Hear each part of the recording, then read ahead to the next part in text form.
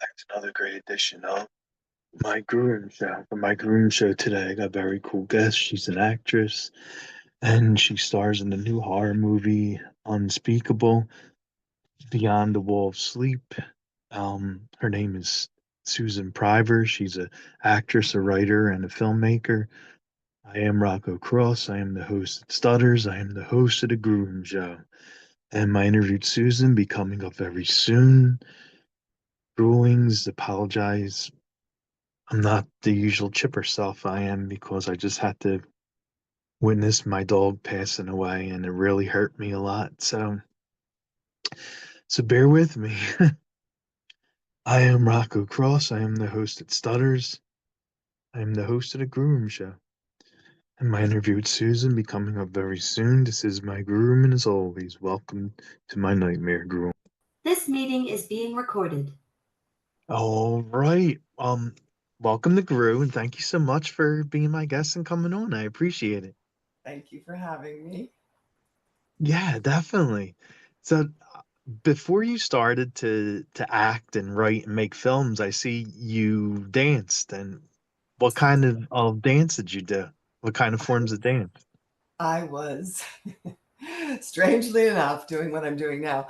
I was a classical ballet dancer and danced in a few different parts of the world. Well, I traveled a bit. I did. I danced in the Cleveland Ballet and I danced in Germany for a year and I danced in the Eglevsky Ballet in New York. So, Wow. so yeah, and I came out of School of American Ballet, which is in New York City, which is New York City Ballet's feeding ground for dancers, but that's a whole other story. Oh wow, that's really awesome. Yeah, so I spent my time outside. I'm an LA native, but I spent some time traveling in my early years, which was great. I never went to college, so I was just dancing and traveling, and it was kind of cool for a young person. Oh It was yeah, cool. definitely. Yeah. I'm settled now. Back home. Okay. And like what I mean from doing dance for as long as you did it for traveling all over the world, like what drew you then to want to start getting involved with films? Well, I think I was influenced by, when I stopped dancing, I was fired from my last job, which was very devastating. I had been suggested, even by the artistic director of the Cleveland Ballet, you should become an actress, because I guess for whatever reason, and so that who knows why he said that to me, but whatever. I was good at doing things on stage apart from dancing, and I had met Harvey Keitel in New York when I was dancing through another dancer friend, and he had told me to become an actress. I was like, "Why? I'm a dancer." Blah blah blah. So when I quit dancing and sort of recovered from my minor nervous breakdown, I decided to try out of those suggestions. And I always loved films. I did love film, but it didn't give me the feeling of wanting necessarily to be an actress because, believe it or not, I didn't like to talk. Oh wow, I okay. didn't use words. I didn't use words until, it took time when I started training and stuff. And I Yeah. was such a nervous little Nelly as dancers don't say much. They tell you, first of all, you're pretty young as a rule, because you can only dance for so long. But Hmm. I you don't necessarily have a voice as a dancer. You do what they say, and hopefully you can express beautifully through the music and whatever choreography is there. So it was a learning thing to like learn to speak, and respond and absorb. So it was a new craft for me, completely new. Even though I was very comfortable on stage, acting is very different than dance. Oh wow, okay. Yeah. Yeah, well, yeah, because with film and stuff, like you're on set with and dancing, like you're basically live. It's like doing plays. Right, it's like that, but I've been doing plays for years, so that became my thing, and I've gotten to do films. I like the process. I like The people I've gotten to work with, especially with Chad Farron's group, were really, Hmm. it's really fun. On the little bit of big films I've done, it's not as fun. It's not a small community, so to speak. It's a little more daunting, a little bit more daunting. But I like a place where I can do my work, Yeah. and feel supported, but not feel there's no coddling or anything. Just feel supported and not feel intimidated. I think that's the word. You know. Oh yeah, it makes sense. Hmm. And, and you, one of the first things you ever did, like you actually wrote, made, and starred in your own film, the I What's did. Up, What's up, Scarlet, and Scarlet? Yes. what what inspired that? Like, what inspired you to actually like write, make, and star in it? Right, because I wasn't a writer at all.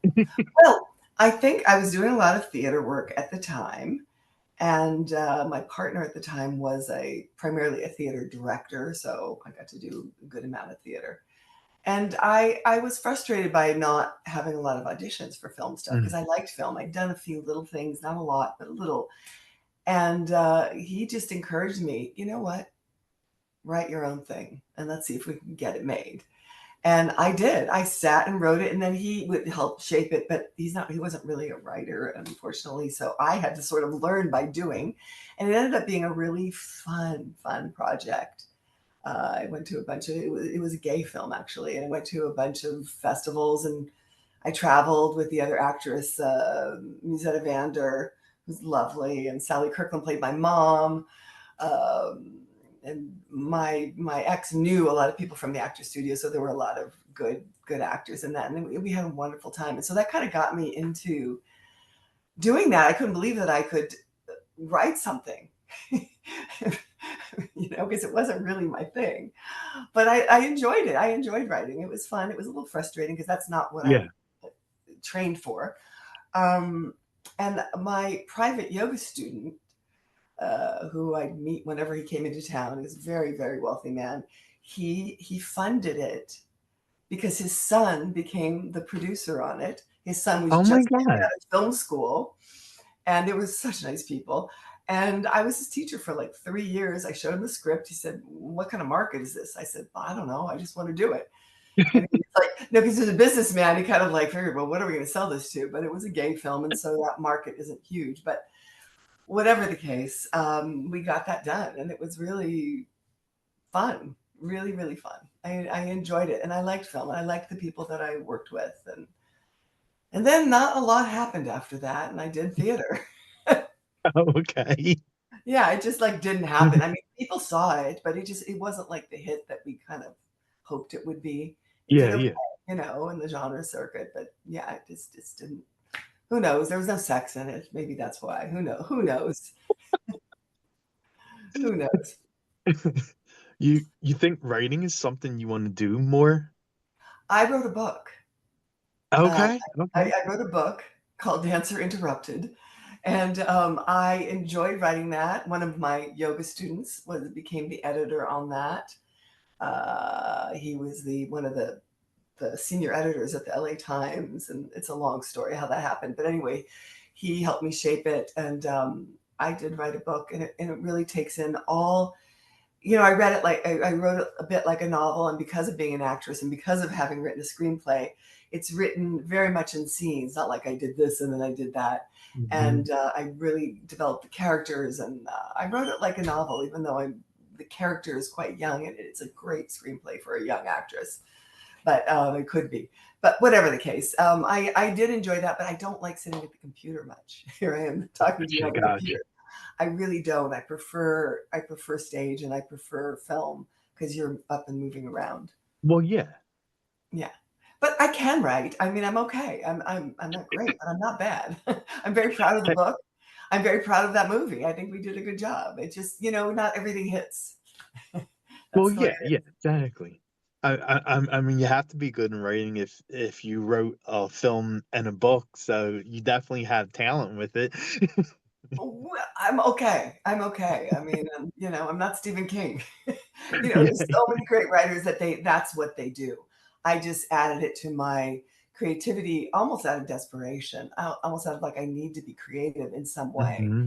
and I joined a writing group for the book, and I didn't know I was going to write a book, and it ended up turning into a book. And so Okay.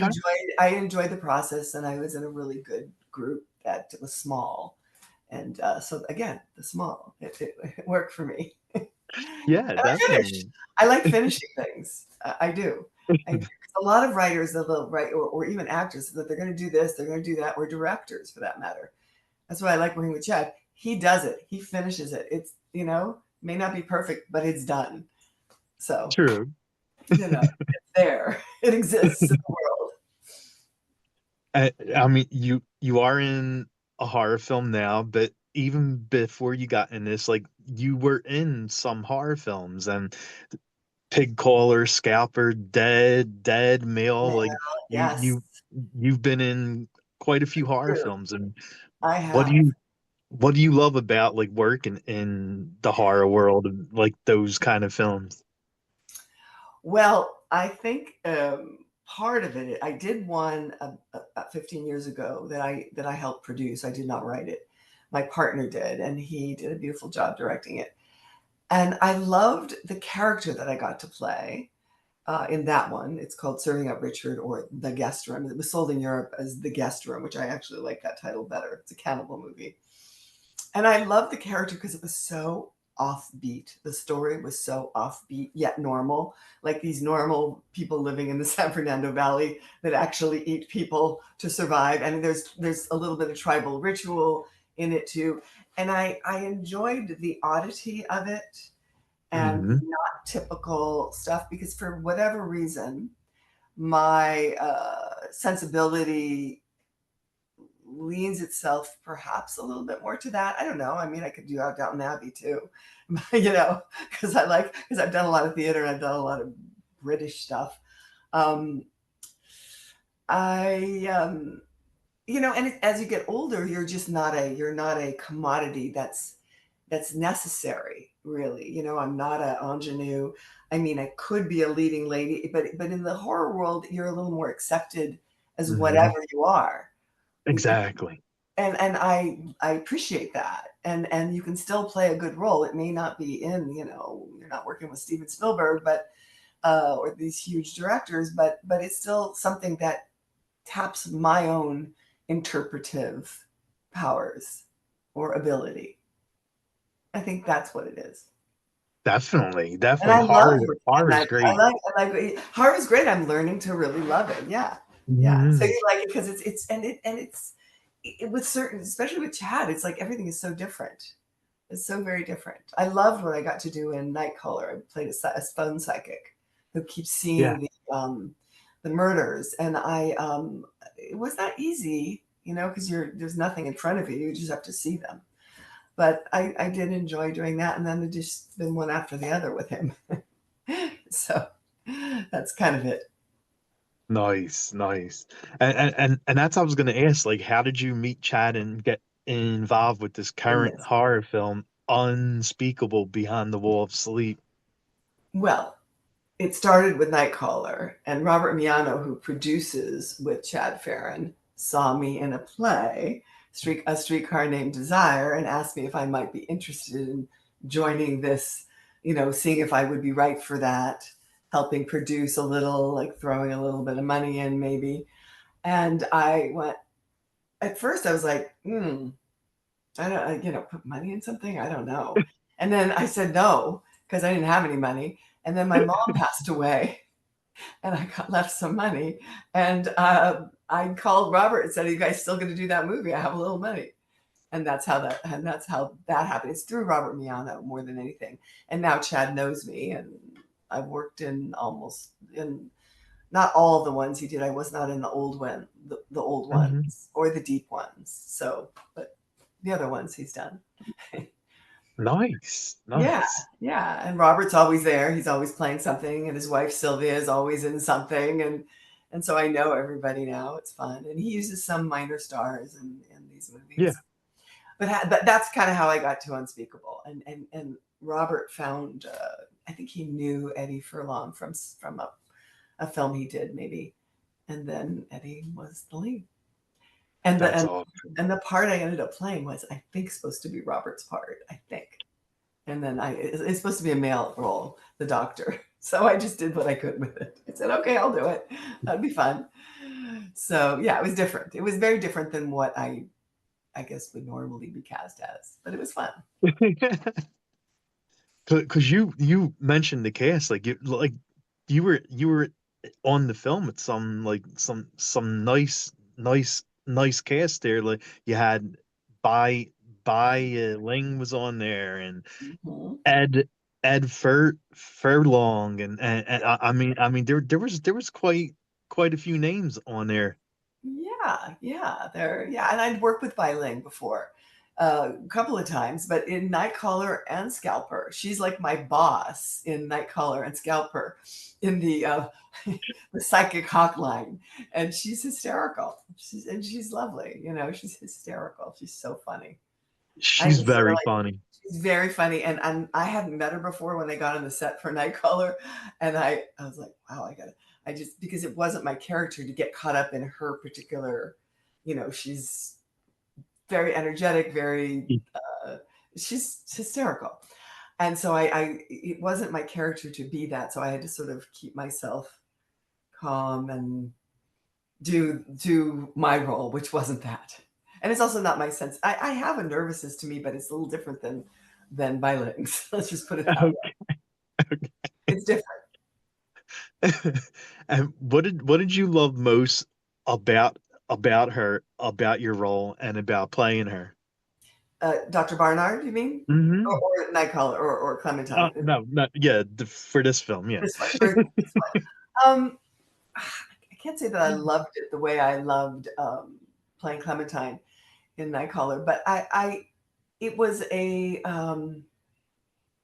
I just like working with everyone there, and it was like I'll see if I can do something with this. It was, I didn't want to play the extremes of what horror does because there's a lot of weird things that happen in the movie, and I Sure. wanted to play the grounded, sensible, something that I'd probably never get cast in except with Chad Farron.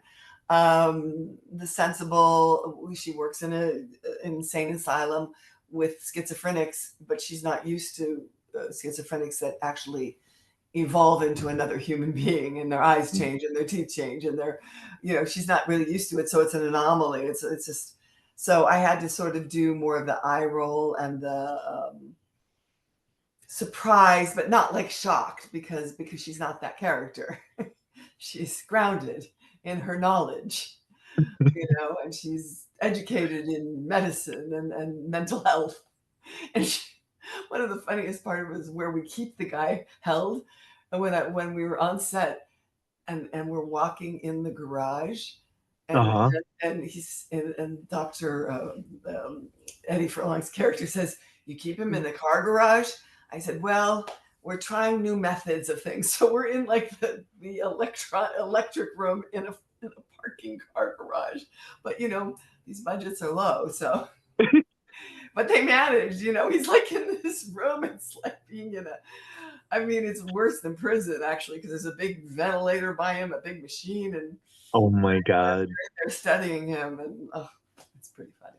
Anyway, that's what we did. We walked through the car garage to get to Slater's room where he's held, or James Phelps.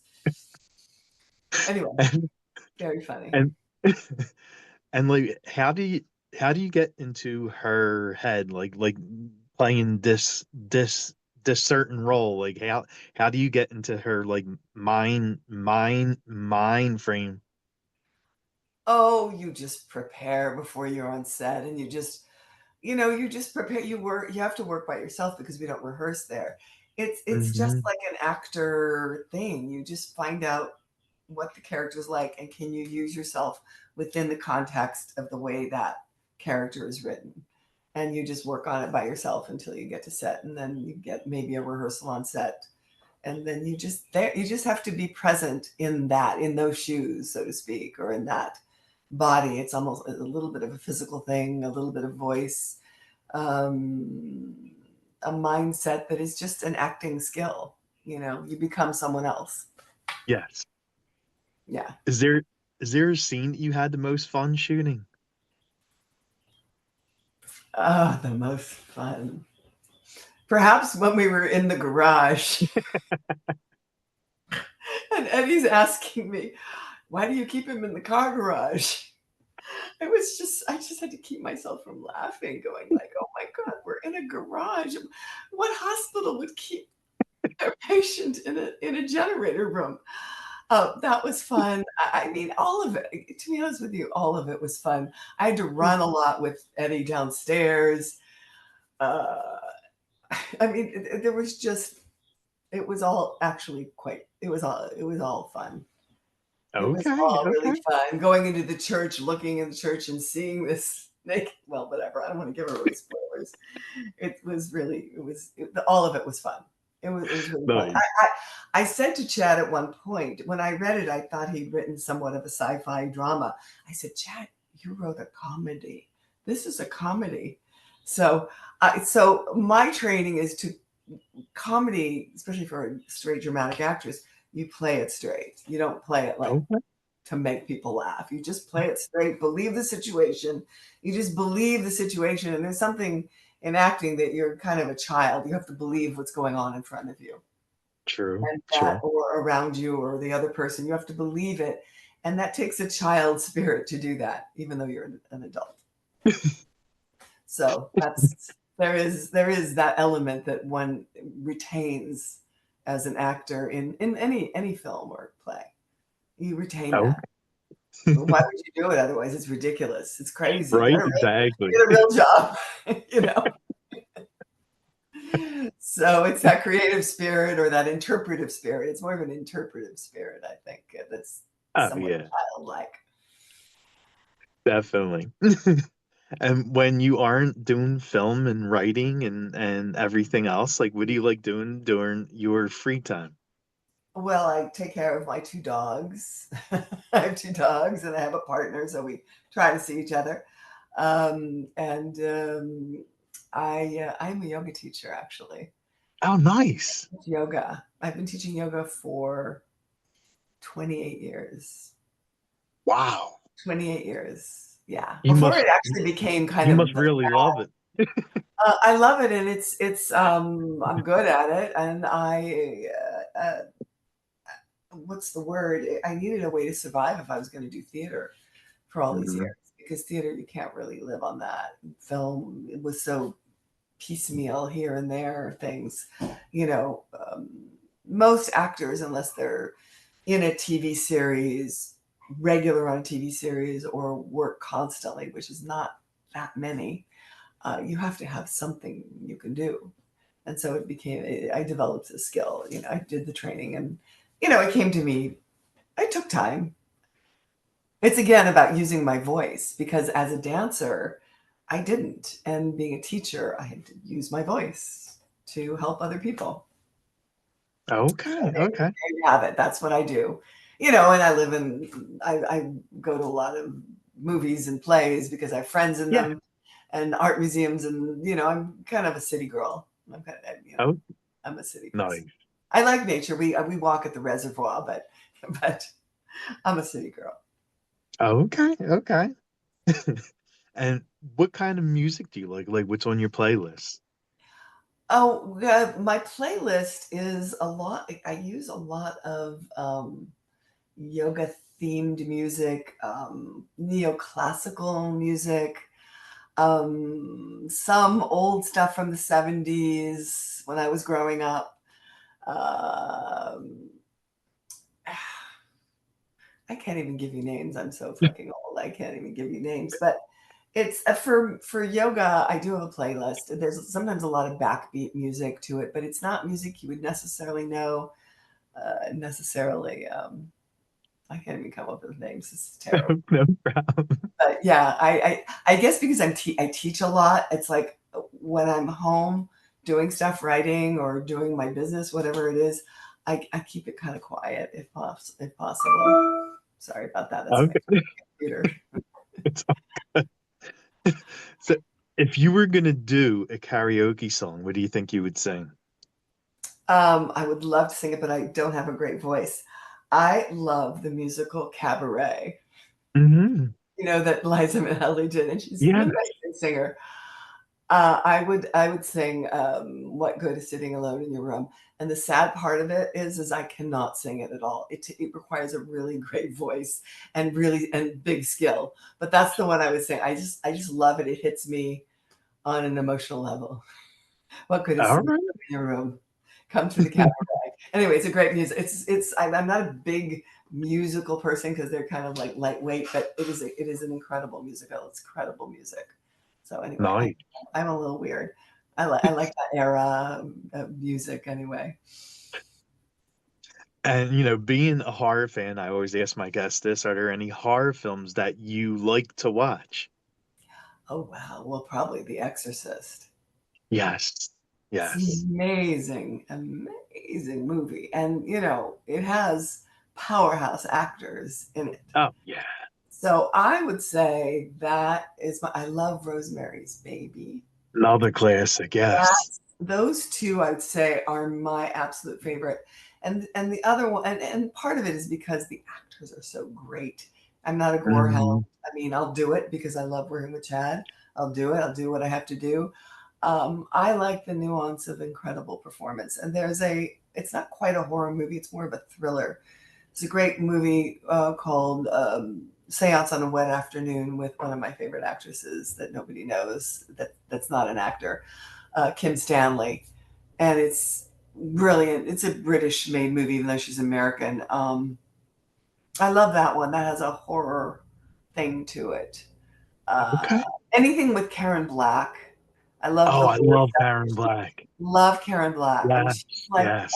I would tell Chad, and I also like Whatever Happened to Helen, whatever happened to Aunt Alice, because those were great, great actresses. And so that's what gets me, like the tension leading up to the possible kill or whatever. Not so much the smashing of things. True. Like True. I'm not a Texas Chainsaw Massacre girl, but and that's because I'm an actress, and I want something that I can do that I can dig into.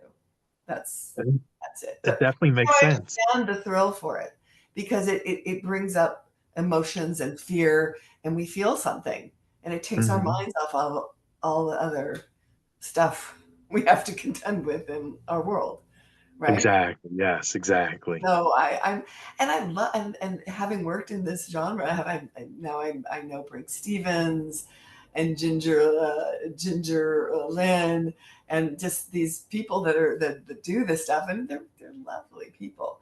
And then Brenda James is in one of the ones I did, and she did some many years ago when she was younger. Slither was a big movie. And we That were in was acting good. class together, and then we got reunited doing Dorothea, and it was like, oh my God, I love Brenda. She's adorable. So she had done that. It's just a lovely, lovely woman. And so she's in the last one that I did with Chad, which hopefully, yeah, we're really happy. I think we're happy. I think he's happy with it. He seems to be. He seems to be. I got to play a serial killer, Dorothea Puente, who was a renowned serial killer. So there's some horror in Oh, it because that's Chad's genre, but it's more of a true crime. True crime. okay. So yeah, yeah. And is there anything coming up next for you that you would like to plug? I mean, Yeah, yeah. Well, unspeakable, Unspeakable. of course. Yeah, Yeah. Unspeakable, definitely. I think people will have a blast watching it. It's so fun and funny and gonzo weird and just like so wild. And there are Lovecraft fans. Chad took the liberties to add other things to it because I think it's based on a short story. Hmm. Um, but he really took it out there. I did Ed Kemper with Chad also, which is coming out in April. I play Ed Kemper's mother, and that's another true crime horror thriller that I think came out. It seems to have come out really beautifully. I'm very proud of it. I had to play such a completely different character than anything I've played with Chad or in this Chad Farron world. Really interesting characters, and I think he did a beautiful job. And then the absolute best thing I've gotten to do with Chad is Dorothea Puente. It's just called Dorothea, and I think that'll probably be out by summer. They're finishing up the post on that right now. Awesome. Sound and Awesome. music. Richard Band always does he hasn't done all of Chad's films, but Richard Band is a great, great composer. And I think Matt Oliver did a beautiful job on Unspeakable, the one we're talking about now. Matt Oliver did a beautiful job on that one, really great. But yeah, it's really that part's really important to me too. It's funny, I say, I don't have a huge playlist, but the music's really important to me in film. Really, really important. I think it sets the tone. It definitely, like, to me, like, what makes a good horror film or thriller film is definitely the score, the music, because it gets you in the mood. Yeah, absolutely, absolutely. It's the underneath of it, it's the inside of it. Even though you got to have the story, that you have to have a story there for it to work. For us to want to what's going to happen next, kind of thing, right? I learned that in writing. What's going to happen next? Like if people aren't interested in what's going to happen next, then you've lost your audience. Even for a book, more for a movie, because it's really more plotted out, and some writers like description and all that. You can't do that in a movie. What's going to happen next is very important, and you got to root for the character or be frightened for them. One or the other, right? For us to be involved, I think. Maybe people are just waiting for the horror elements. I don't know. That may be true. I'm not sure. I'm not sure. And the last thing I'll ask you is, where can fans follow you at? I'm not very good at this. I'd like to be good at it. I told you I did spend a lot of time on the computer writing a book, and here and there doing these interviews. I think I'm at Susan Priver on Instagram. And then I have a Facebook page, Susan Priver. There's that. What else would it be? What else would I guess people do X and all whatever, all that stuff. I do have an Instagram. I just haven't been doing much on that because it just gets overwhelming having to do my life too, I know it's the way of the world, but maybe I should get on it more. Maybe I'd actually have some fans. I remember when I was getting my book done, this one agent said to me, well, you have no platforms. And this is a few years ago. And I said, what's a platform? I didn't know. I said, it's taken me so long to write this book and to do the plays I do. I can't concentrate on platforms. I concentrate on the work, not on my fans. And I'd love to have fans. I'd love to have people follow me so I could work more. But I guess that's not what I work on. I work on the work. Well, yeah, exactly. Yeah. Do you know who Paul Giamatti is? He doesn't do horror. I've heard of him. He's a very, very big, fine character actor. He does fine in big films. And I guess he's done some television too, but primarily very big films. And we're probably the same age. He's up there. He's not young. He doesn't do any of that, but he constantly works. Yeah. I mean, it's like, it's a very hard, I'm just going to say this because I know this is the way of the world.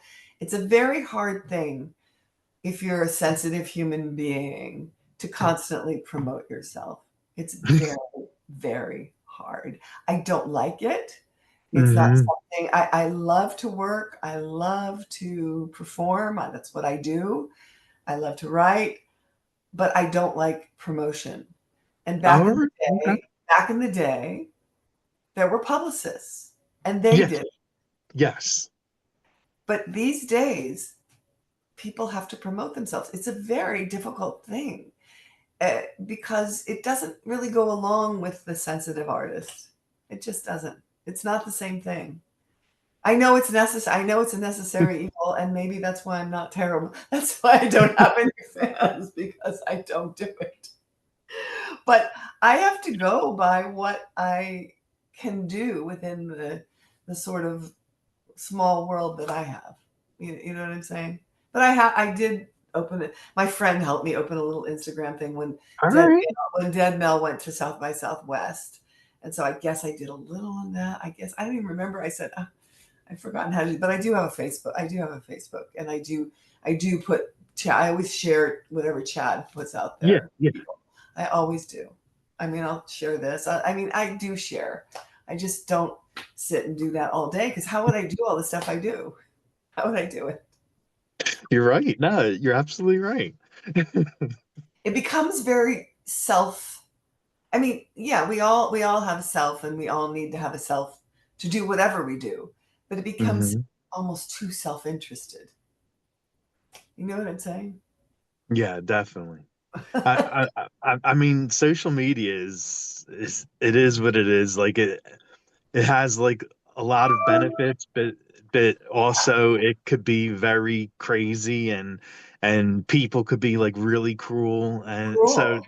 Yeah, I don't want to go there. social media definitely is not for everyone. And I mean, I'm only on it to push my show and that's it. Yeah, But if it yeah. wasn't for the show, like I wouldn't even be on it as much. Right. I'm doing it for I did it a little bit for my book. For any of the movies Hmm. that Chad does, I do push, but that's what I do. So it's a similar thing, because I don't want to get into arguments with people about politics Yes, or yes, gender stuff or any yes, of it, because it's like I don't have time. I won't yes, create. I won't exactly. help create. I won't go teach a yoga class. I'll be sitting there arguing with I someone. know, I know, I know. Like, yeah, Right. that's the big downfall of social media is like the the arguments and the bullying and everything Well, else. Like, it's especially with crazy. especially with younger people. Hmm. Hmm. It's much harder on younger people. I know that.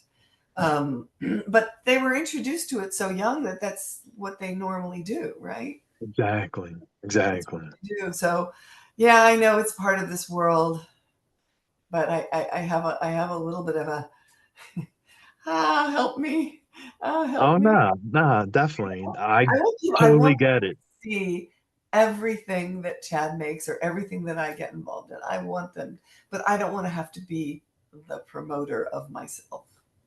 I really don't. I don't.